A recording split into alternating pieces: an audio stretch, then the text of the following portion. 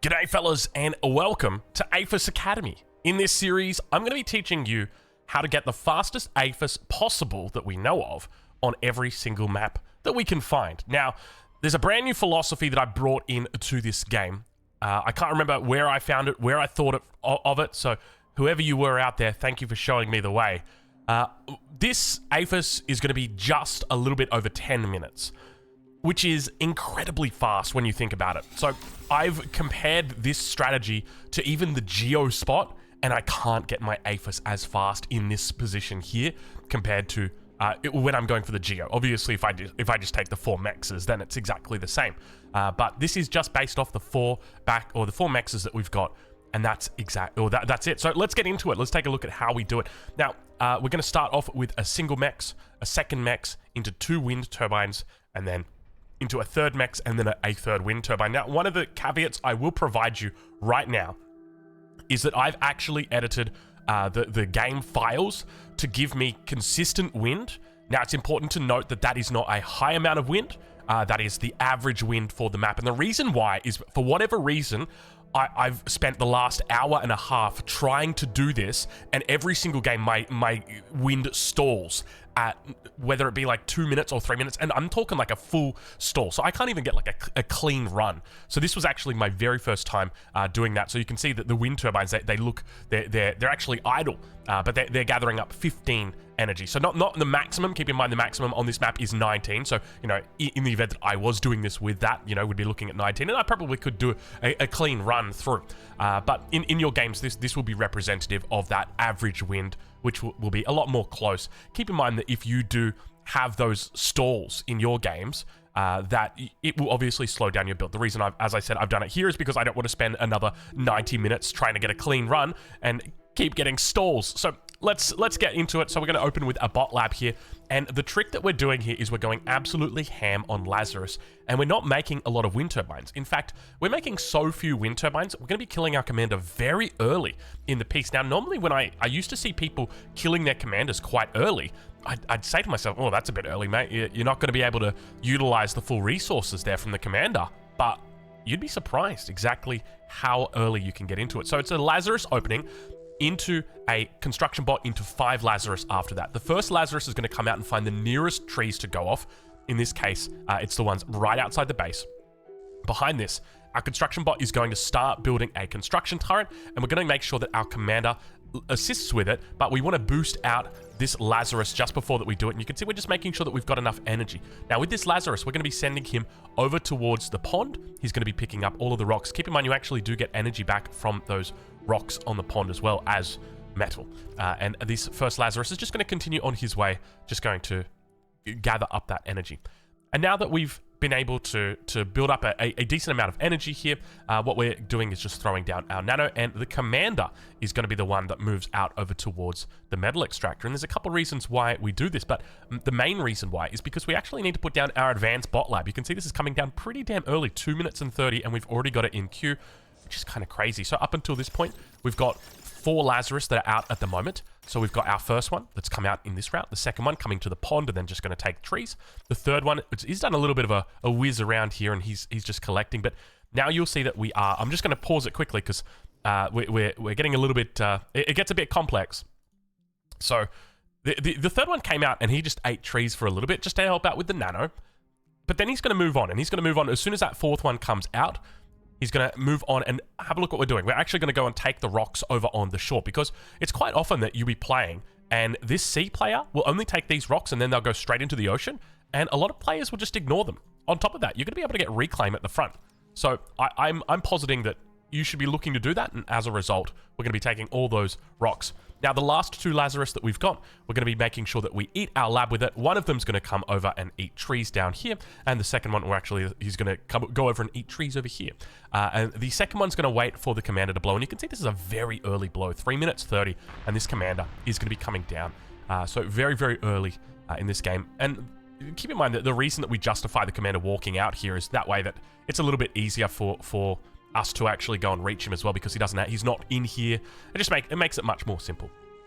So anyway, we've got our 5 Lazarus out at the moment. They should be out on the map here. And then we've got that 1 Lazarus that's still in our base. So you can see that we've got 1, 2, 3, 4, and then 5. And then there's the 6th one, and we're just waiting. We're just making sure that we balance our resources. We don't want to go too crazy on it because you got to be careful. Sometimes you can excess. Now, there's a couple of things to note as well just before we do this. We always want to make sure that our bot lab is completely eaten before our commander blows. We do not wait, or we must wait for the bot lab to be eaten by the Lazarus, and then we can start pumping that metal into the advanced bot lab, and then we can detonate the commander and start taking the metal from the commander. So make sure you do that. Keep in mind that the commander does actually provide you 2 metal and 25 energy every second that it's alive. So the longer you can keep it alive, the better. So we throw down a metal storage immediately, and we begin waiting for our advanced construction bot here. And in the meantime, we're just going to start working on some nanos. The reason why we do this and we don't rush the construction bot is because we want to take advantage of the build power of the advanced bot lab. It's got a build power of itself, so we want to make sure that we're utilizing it as much as we can. And so now what we're going to do is we're going to start reclaiming that advanced bot lab. Now, I would recommend not bringing back all of your Lazarus for this because that's something that I've done in the past, but it's very disruptive when you're in this back position. If you're on the Geo spot, it's not as disruptive because your Lazarus are quite close, but on this back position, it is very disruptive. So I would encourage you to avoid doing that. Making sure that we throw down 4 nanos here, and we want to throw down the nanos with all of our constructors, just so that we're able to build it as quickly as we can, as long as we're not stalling metal. And you can see that we do store metal for a little bit here, so we just say, all right, you can just do some reclaim. So it's 5 minutes in, we've already reclaimed the bot lab, we're throwing down our first metal extractor, or advanced metal extractor. That's pretty damn early at this point, and as I said, this AFUS will be coming up just a little bit after 10 minutes. Normally on this map, if I'm on this back position, and nobody asks me for T2, I would expect my AFUS to come up somewhere around 11 minutes 40. That's how much this revolutionizes teching on this map. I expect that this will speed up teching by about 90 to 100 seconds for people who are competent enough to pull the build order off, because it is a build order that you can be very consistent with. As long as you don't store wind for the first 90 seconds, you should be fine, because you just need to get those Lazarus out. So now we're going to do a little bit of a walk with the old man up towards this top side.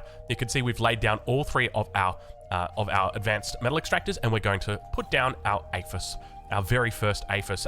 We are named, of course, AFUS Academy here. I do like that name. That's a pretty good name. What do you guys reckon? I like that one.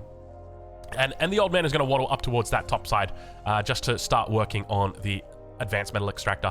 And while we do that, we're going to take advantage of the energy income that we've got, because you can see that we don't really have a whole lot of energy in the bank here. So we're going to make sure that we balance this out very, very delicately while the old man is heading towards the metal extractor, just because he's going to be using a lot of energy when he's doing this. So we want to make sure that we're not building nanos at the same time. So we always make sure that we try and balance the energy out as much as we possibly can. And now just up to 6 nanos, and we're just going to chill for the moment. Nothing too crazy. Now, I mentioned earlier that you should be able to find some sort of reclaim on the front. Now, I wouldn't recommend bringing more than 1 Lazarus to the front, but as these battles do unfold, if your team takes a good battle, or maybe they leave a couple of rocks here, be my guest. Go in, grab it, eat it all up, take it, because at the end of the day, anything that can make you reach your goals faster means that you're going to come online faster and can help your team faster, or can build those additional AFUSs a little bit faster. What's the plural of AFUS? I feel like it's AFUSs. AFI? AFI. I feel like, yeah, maybe it's AFI. So another thing to note, you're going to have to be very on the ball with your Lazarus, just making sure that they've got a lot of waypoints for gathering energy. They go through it pretty quickly, and I did often find myself with idols, so just keep that in mind. Once your advanced fusion is up, you won't need to worry about it, and I would recommend bringing all of them to the front once that AFUS is up. So at this point, we've got 20 seconds left until our AMEX is finished, our advanced metal extractor, and we're just biding our time at this point, because once that comes up, then we're going to be able to throw down a couple more nanos, and you can see now we've thrown down a 7th one. Whenever we think we can squeeze it in with just a little bit of energy, we go for it. So that's really key. Now, part of the reason why we're able to do this on such few wind turbines, you can see we've only got 10 at the moment, is because of the Lazarus. So having a look at the Lazarus, it's bringing in 58 energy. Every single second it's out here and it's sucking away at trees, it's bringing in 58 energy. That's triple the solar collector. That's the best you can get on this map is 19. That's more than triple what you can do on this on the map. And keep in mind that a wind turbine is 1/3 the cost of a Lazarus when it comes to metal. So technically, if you build wind turbines and you're getting max the whole time, it's actually just as efficient. In fact, it would be more efficient because you don't have to move with a wind turbine, but there's no guarantee that you're always going to get it. You know, sometimes there's good times and sometimes there's bad times with wind. And this way, we mitigate as much of that wind deficit as possible. So we come back, bring the old man in, making sure that we reclaim our storage, our metal storage. We don't need that anymore. And he's just going to help out here. And at this point, you can ask the question, do I need to add in more nanos? So we can do the math right now. 70 seconds to go. And I'm using 21 metal. So 2 times 70, 140. So I'm looking at 1.4k metal is what I need.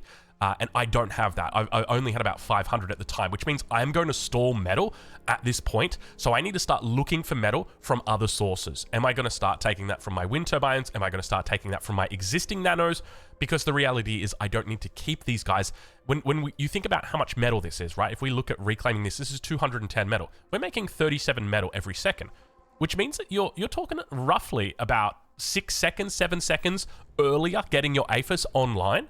That's a pretty big deal. And that can start to add up if you start talking about 1 or 2 nanos, because now you're talking 14 seconds the difference. So it all comes down to when that AFUS comes online, because the moment that hits, that is your power spike. That is when everything begins, the moment that AFUS comes online. So the sooner we can get to that point, that's why I love to benchmark all the builds that I do based on when that first AFUS drops, because I can extrapolate what happens at 20 minutes, what happens at 25 minutes from there. It all just comes down to that first AFUS. And you can see that we're right on time at the moment, 20 seconds to go here, just a little bit before 10 minutes. As I said, I think this is the fastest solo AFUS that you can do on this map, even with a geo spot. Now, I think you might be able to like squeeze it out if you were to take like, if you were to take this spot here and upgrade these AMAXs, but don't upgrade these AMAXs, and take this geo, but don't upgrade this geo, and then just go straight for an AFUS. Like, probably you could get it faster, but the point is we're at I think it was about 10 minutes 14. Apologies for not showing you guys the money shot right there. 10 minutes 14.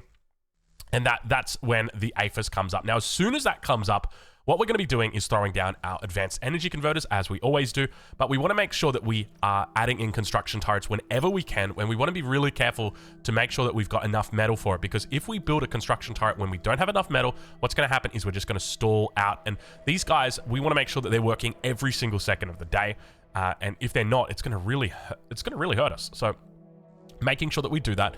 I always go into a row of 4. You can go into a row of 5 or row of 3, whatever it is that floats your boat. Keep in mind that in the way that I build my base, where I go AFUS and then 3 deep, only the 3rd row will touch the back here. If you have a look here, the 4th row will not touch the back, but that's okay. You can mitigate that in other ways, and I'll show you a technique that we can use for that. So I'm going to throw down this furthest advanced energy converter down, and then what I can do is I can look to drop down this second one back here and just make sure that these back liners are also helping out, because you can see at the moment these guys are all idle. So that's what I'm going to do here, and I'm just going to let these guys open up and hit that on the back.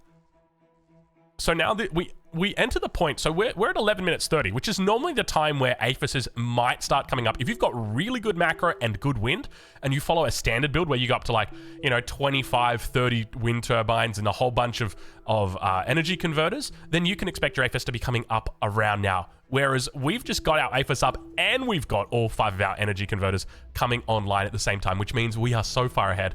And of course, we're going to make sure that we throw down our Citadel as well. Now, a lot of people will look at this and say, but Drongo, you want to put your Citadel in the middle so you can protect your airplay. And yeah, that's true.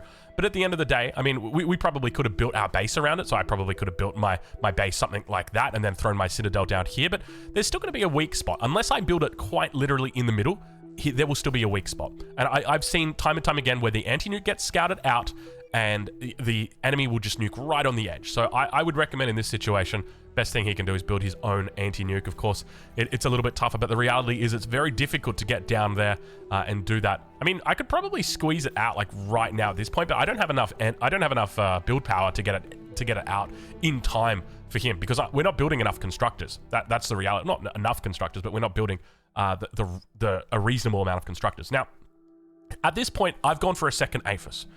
You don't have to go for a second AFUS. If you're looking at the front and the front is falling, and maybe this guy here, he's eating crayons, and this guy here, he's watching the grass grow, it could be your time to shine. Just get a couple of units out. It doesn't have to be too crazy, all right? I'm not saying that you have to make 47 snipers. What I am saying, though, is help out the team. So all you're going to do, go for your advanced bot lab. So you do an assessment before you throw that second AFUS down. You do an assessment. You look at the front and you go, okay, what's going on here? And if you're getting pushed in, you're going to throw down your advanced bot lab, and all you're going to do is just make 15 hounds. That's it. 15 hounds. Make no more, no less, just 15.